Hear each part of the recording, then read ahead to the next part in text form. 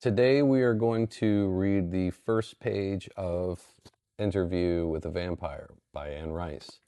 What's cool about this copy is that Anne Rice signed it for Kristen, and we don't know who the hell Kristen is, but we are glad to have her book.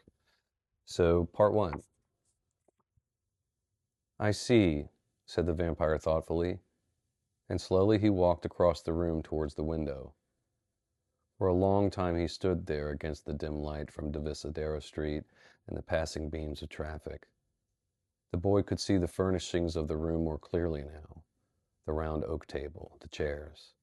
A wash basin hung on the wall with a mirror. He set his briefcase on the table and waited. "But how much tape do you have with you?" asked the vampire, turning now so the boy could see his profile. "Enough for the story of a life?" "Sure, if it's a good life. Sometimes I interview as many as 3 or 4 people a night if I'm lucky. But it has to be a good story. That's only fair, isn't it?"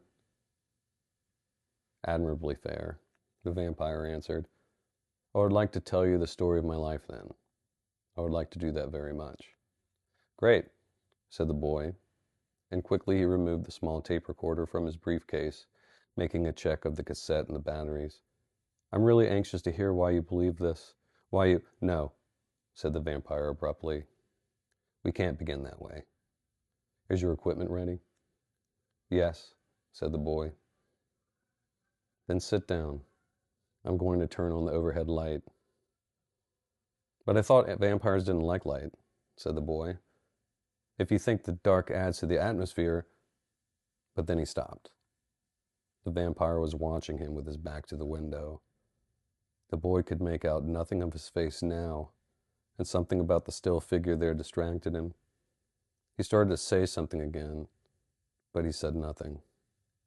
And then he sighed with relief when the vampire moved towards the table and reached for the overhead cord.